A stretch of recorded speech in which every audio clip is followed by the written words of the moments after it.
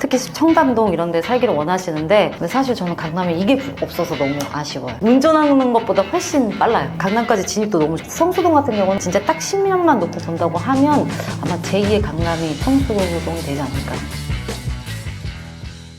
안녕하세요. 은현주TV의 은현주입니다. 그럼 오늘은 또 어떤 재밌는 얘기를 해주실 건가요? 제가 계속 시그니엘만 얘기를 하니까 어떤 분들은 제가 중개사가 아니고 시그니엘 직원으로 아시는 분도 계시고 저는 지금 서울 전역 고급주택을 전문으로 하고 있는 중개사입니다.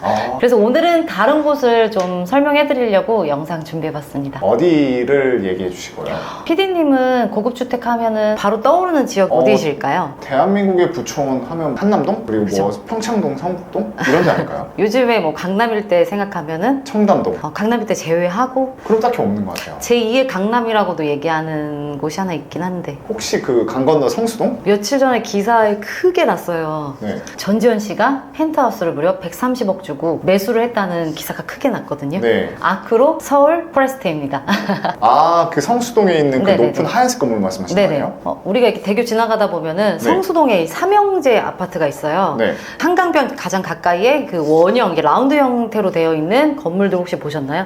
그게 네. 바로 트리마제. 녹색 건물이 있어요. 그건 바로 갤러리아 포레. 그리고 그 옆에 바로 아크로 서울 포레스트가 있습니다. 거기에 다 성수동인 거예요? 네, 성수동 삼형제라고 불리기도 해요. 근데 대표님 궁금한 게 성수동 네네. 같은 경우에는 네네. 어찌됐건 강북이잖아요. 근데 그럼 여기가 부촌인가요? 신흥 부촌이라고 얘기하기도 하는데 이제 강남에서 이제 벗어나서 저는 근데 강남에서 조금 아쉬운 게 하나 있긴 해요. 왜냐면 솔직히 뭐 학군 그다음에 업무지구랑도 가깝기 때문에 많은 분들이 강남에 특히 청담동 이런 데 살기를 원하시는데 근데 사실 저는 강남에 이게 없어서 너무 아쉬워요. 최고급 주거 지역이라고 하면은 꼭 필수 조건 중에 하나가 한강 아시죠? 네. 한강은 정말 어디서 우리가 뛰어다 갖다 붙일 수가 없잖아요. 한강변에 위치를 해야 되는데 또 그것만큼 중요한 게 바로 녹지가 아닌가 싶습니다. 생각해보니까 그죠? 강남에 숲이 없어. 그러니까 만약에 숲만 있었으면은 정말 강남은 웬만한 곳이 다 평지인데 이 강북에서도 이 평지인 곳이 있어요. 그게 바로 성수동과 이촌동이 있습니다. 아, 생각해보니까 강남은 네. 다 평지잖아요. 네네. 그 대신 녹지가 없어서 좀 네. 아쉽잖아요. 보통은 전 세계 이런 최고급 주거시설이라고 하면은 뭐 미국의 센트럴파크 그 주변으로 집값이 어마어마하잖아요. 그게 좀 아쉽긴 했는데 뭐가 있죠? 성수동에? 서울숲.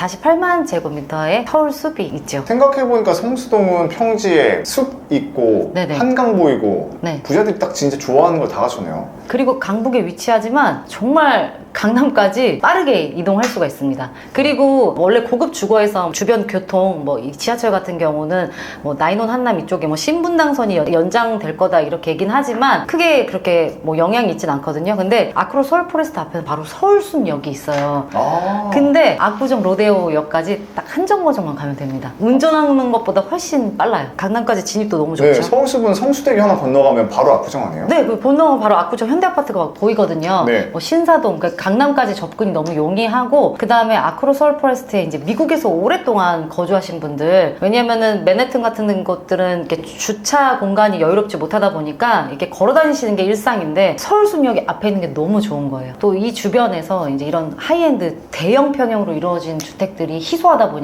그러니까 한강변 그다음에 녹지를 가지고 있는 하이엔드 주택. 성수동 같은 경우는 진짜 딱 10년만 놓고 본다고 하면 아마 제2의 강남이 성수동이 되지 않을까. 네, 아, 그렇게 그만큼 입지적으로 네. 괜찮네요. 그리고 여기가 이제 땅이 중공업 지역이다 보니까 용적률이 높기 때문에 건물들을 높게 지을 수가 있잖아요. 그렇기 때문에 이제 지식산업센터들이 많아요. 성수동 안에. 이런 뭐 IT 기업이나 뭐 이런 그렇기 그냥 때문에. 문화업계나 뭐 이런 패션 업계에 있는 젊은 CEO, 영앤리치 분들이 성수동으로 대거 이동을 하고 있습니다. 혹시 대표적으로 성수동에도 뭐 어떤 뭐 회사가 있는 게 있나요? 패션에서는 또 젠틀몬스터 같은 경우도 여기에 사옥을 짓고 있고 그다음에 무신사 그러니까 이 패션업계 이런 그 상징적인 이런 기업들이 지금 성수동으로 대거 이동을 하고 있고 엔터테인먼트 SM 엔터테인먼트도 아크로 서울 포레스트의 오피스동에 있습니다. 피디님 데이터 때 어디 가세요? 성수 막 이렇게 막 해서 그죠? 핫해서 많이 가게 되더라고요. 그죠? 옛날 정말 낡았던 건물들을 다시 막 이렇게 커피숍 이렇게 다 탄생을 시켜서 네. 핫플로도 유명하잖아요. 그렇기 때문에 많은 젊은 분들이 또 성수동으로 오고 있고 그러니까 유동인구가 이렇게 집중되다 보니까 당연히 이제 앞으로 여기 아크로 서울 포레스트 주변은 조금 더 발전할 수밖에 없지 않나? 그래서 제2의 강남은 성수. 근데 한 가지 부족한 게 있긴 해요. 뭐가 있어요? 학군. 학군이 원래 안 좋으면 집값이 좀 안 올라가는 거 아니에요? 근데 요즘에는 좀 많이 바뀐 것 같아요. 예전에 제가 어릴 때만 해도 학군이 가장 중요한 교육이 1번이에요. 그 다음 것이 2번인데 요즘 같은 경우는 특히 이 성수동 같은 경우는 이런 중년 분들보다는 젊은 영앤리치 분들이 이렇게 픽을 하는 곳이기 때문에 학군을 크게 영향을 받지 않으시더라고요. 와, 그럼 대표님 이렇게 성수동의 입지적 가치에 대해서 저희가 알아봤잖아요. 네네네. 그럼 아까 성수동의 삼형제를 얘기해 주셨는데 네네. 이 성수동을 이끌어가는 삼형제 아파트가 뭐가 있는 거예요? 트리마제, 갤러리아 폴렉, 아크로 서울포레스트. 성수동이 앞으로 10년 안에 더 좋아질 거라고 하는 게 트리마제 옆으로 보시면 성수 전략정비 구역들이 있어요. 거기 이제 4지구가 있거든요. 총 8,250 가구가 들어올 예정인데 거기도 이렇게 변화가 된다고 하면 당연히 이 동네가 좋아지다 보면은 영향을 줄 수밖에 없다 보니까. 네. 근데 그때 되면은 이 세 삼형제들의 가치가 더 올라갈 것 같아요.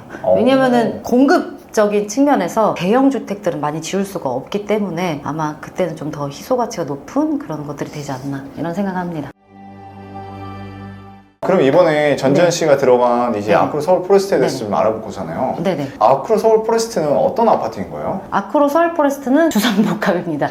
그 총 3개 동이 있는데 한 개의 동은 오피스동, 2개의 동은 이제 주거동으로 A동과 B동이라고 이렇게 칭하고 있어요. 건물이 3개인데 하나는 그냥 오피스, 사무실용인 건가요? 네, 오피스동이 있어요. 거기에 SM 엔터테인먼트 들어있고, 소카 들어와 있고, 현대 모빌리언스 기업들이 들어와 있습니다. 네. 그러면 아크로 서울 포레스트의 장점은 뭐예요? 아크로 서울 포레스트의 장점은 일단은 도망, 그 다음에 안에 구조. 트리마제 같은 경우에는 주상복합이 아니고 아파트거든요. 그래서 트리마제 이제는 한강변에 가까이에 위치하고는 있지만 아무래도 아파트다 보니까 이 아크로 서울 포레스트는 주상복합, 상업용 건물과 같이 있다 보니까 교통편이 더 우수합니다. 바로 앞에 이런 지하철역이나 이런 것들이 있고 또 아크로 서울 포레스트 같은 경우는 이제 2020년도에 준공을 했어요. 그리고 21년도 초부터 이제 입주를 하기 시작하셨는데 이 안에 구조가 우리가 예전에 봤던 이런 벽식 구조가 아니라 기둥식 구조로 되어 있습니다. 그래서 이제 아파트 안에 들어가면은 정말 개방감이 끝내줘요. 층고가 굉장히 높아요. 네, 그래서 이거는 제가 아크로 서울 포레스트가 어떻게 구성되어 있는지 한번 설명을 해볼까요? 네, 한번 해주세요.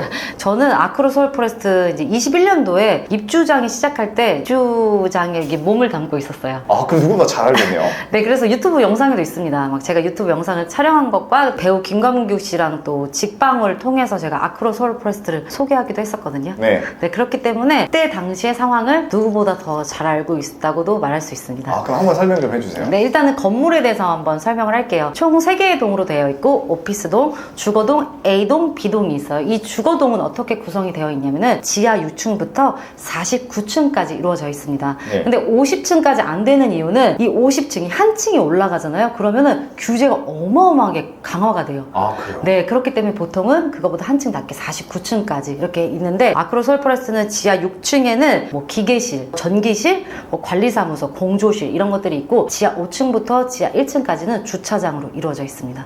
네, 광폭 주차라서 주차하기 굉장히 편하게 잘 되어 있습니다. 그리고 1층은 당연히 이렇게 로비로 이루어져 있고 2층부터 9층까지가 좀 달라요. 왜요? 이 아크로 서울 포레스트 모양을 보시면 이렇게 T자 모양으로 되어 있거든요. 이 옆에 양끝을 1, 2호라고 하면 이쪽이 이제 3호예요. 근데 1층부터 9층까지는 이 3호 라인이 77평인데 반으로 쪼개져 있습니다. 네, 그래서 거기가 37평이 2개가 이렇게 위치하고 있습니다. 그래서 2층부터 9층까지는 4개 호실이 이렇게 이루어져 있어요. 근데 우와. 아무래도 저층이다 보니까 층고가 3.3m입니다. 3.3m? 네네. 우리가 보통 살고 있는 집이 2.4m거든요. 근데 3.3m를 말로 들으면 잘 몰라요. 그리고 창들이 전부 다 이렇게 파노라마 창처럼 되어 있기 때문에 그 세대 내부에 들어가서 밖을 내다보게 되면은 꼭 액자가 네, 또 우리나라는 또 사계절의 멋이 있잖아요. 그 창을 통해서 이 사계절의 아름다움을 꼭 액자 보듯이 볼 수가 있습니다. 3.3m 생각보다 진짜 높아요. 그럴 것 같아요. 그래서 아크로 서울 포레스트는 뭐가 있다? 사다리가 있다.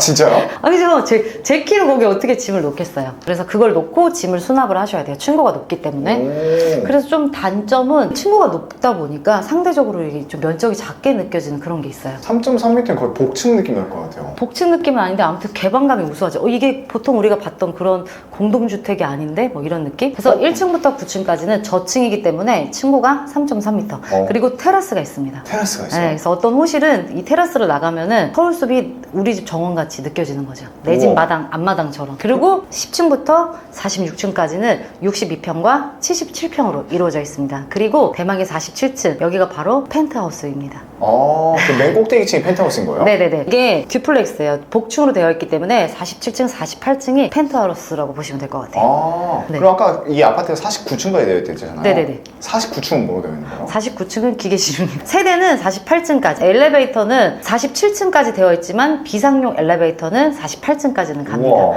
그리고 중간에 29층은 또 세대가 존재하지 않아요. 29층은 커뮤니티 시설로 이루어져 있습니다. 아, 커뮤니티가 지상 높은 곳에 있는 거예요? 네, 29층에 있고, 그리고 28층에는 피난 안전구역이에요. 그렇기 때문에 그 27층에 제가 아는 분이 거주하고 계시거든요. 너무 좋아하세요. 층간소음. 이 기둥식 구조로 되어 있기 때문에 층간소음에는 강한 편인데, 그래도 위에 기계실이 있다 보니까 층간소음에서 완전히 자유로워질 수 있는 거죠. 꼭 탑층에 사는 느낌? 네. 네, 그래서 27층에 이런 장점이 또 있습니다. 그래서 아크로솔 포레스트는 이렇게 구성이 되어 있습니다. 그러면 말을 정리해보면 네. 이 아크로 서울 포레스트는 총 평형이 세 가지로 이루어져 있겠네요. 네네. 37평대, 크게 나누자면 62평대, 77평대. 네. 펜트하우스는 총 6세대예요. 여섯 근데 세대. 공급 면적으로 얘기하면 100평, 104평. 100평은 그 62평이 두 개가 이렇게 붙어 있다고 생각하시면 돼요. 층 구조로 갔을 때 그 안에 내부가 거의 62평하고 거의 동일해요. 또 하나 77평이 또 하나 이렇게 두 개가 이렇게 올라가 있다고 이렇게 생각하시면 될 것 같아요. 그러면 네네. 펜트하우스가 총 6세대인데 네네. 여기서 62평짜리 두 개 튼 게 4개, 네네. 그리고 77평 두 개 튼 게 2개. 네, 두 개 이렇게 있습니다. 전지현 씨가 사신 거는 100평형입니다. 100평이면 66평짜리 두 개 튼 거네요. 네, 그러니까 그 62평이 꼭 두 개가 포개진 느낌이 들어요. 그 안에 세대 내부로 들어가면 안에 구조가 똑같아요. 이 밑에 층, 하층부가. 네, 그리고 이제 당연히 이 듀플렉스이기 때문에 개방감은 더 합니다. 왜냐면 두 층을 텄기 때문에 굉장히 높은 층고를 자랑하죠. 그럼 대표님께서 네. 시그닐도 많이 가셨잖아요. 네네. 아크로 서울 포레스트는 시그닐과 비교했을 때 어떠한 또 장단점이 있을까요? 아크로 서울 포레스트는 아무래도 녹지와 가깝다 보니까 이런 그런 것들을 많이 느낄 수가 있죠. 안에 내부에서. 그리고 당연히 이 커뮤니티나 이런 서비스 부분은 당연히 시그닐 레지던스를 따라갈 수는 없죠. 그다음에 주변 인프라 같은 경우도 지금 시그닐 레지던스에 거주하시는 분들 같은 경우에는 그 주변 인프라를 절대 무시를 못 하세요. 우리가 이게 내려가서 뭐 지하철역 가까운 건 두 번째, 뭐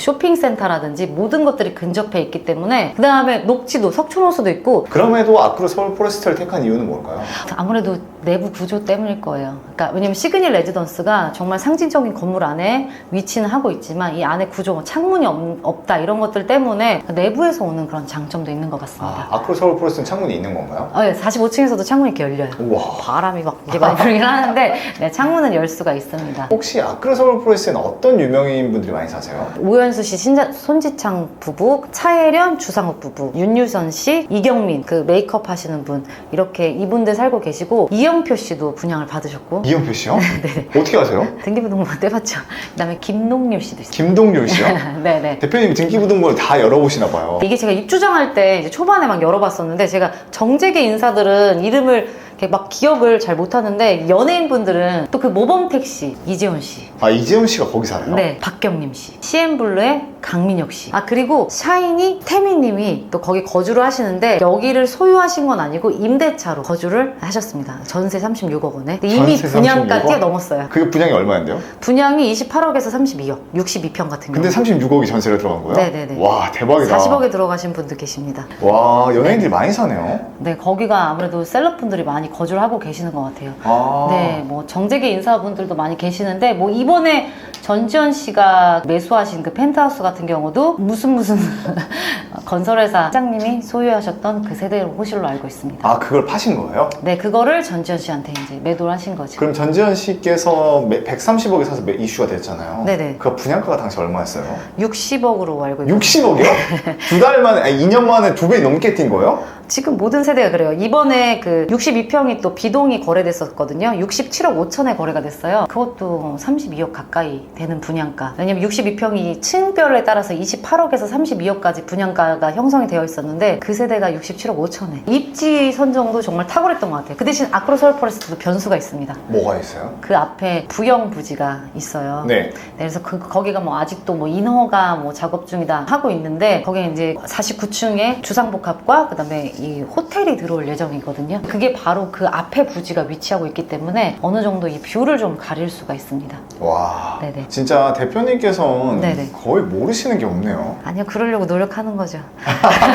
웬만하면 서울 전역에 있는 고급주택을 전부 다 섭렵을 하려고 노력을 하고 있습니다. 와. 네네. 그다음에 이제 마지막으로 요즘 네. 아서포 시세가 좀 궁금해요. 아서포 매매가나 아니면 전세, 월세 네. 대략 어느 정도 이루어져 있나요? 37평 같은 경우는 지금 매매가는 40억에서 42억 정도라고 보시면 될 것 같고, 이건 호가입니다. 그 다음에 62평 같은 경우는 라인이 굉장히 중요해요. 몇 호 라인에 따라서 앞으로 부용에 상관없이 영구 조망이 가능한지 뭐 이런 것들이 있기 때문에 금액대는 62억부터 70억까지. 근데 그 이상도 될 수 있어요. 왜냐면은 예전에 어떤 특정 호실 라인을 80억까지 제시했던 고객분이 계시긴 합니다. 62평을. 그렇기 때문에 매매 가격은 이 정도라고 생각을 하시면 될 것 같고, 펜트하우스는 뭐 이미 금액이 나와 있으니까 거래된 금액은 130억. 그 다음에 비공개로 이제 나왔던 매물이 거의 150억 이상이었습니다. 펜트하우스는 그 정도 금액이 제2의 강남을 꿈꾸는 신흥 부촌이라고 생각을 하기 때문에, 그리고 사실상 서울 전역에 이 고급 주택이 굉장히 희소합니다. 대형 면적이 많지 않기 때문에 하락장 분위기랑 전혀 상관없는 이런 모습을 나타내는 이유가 바로 그거인 것 같습니다.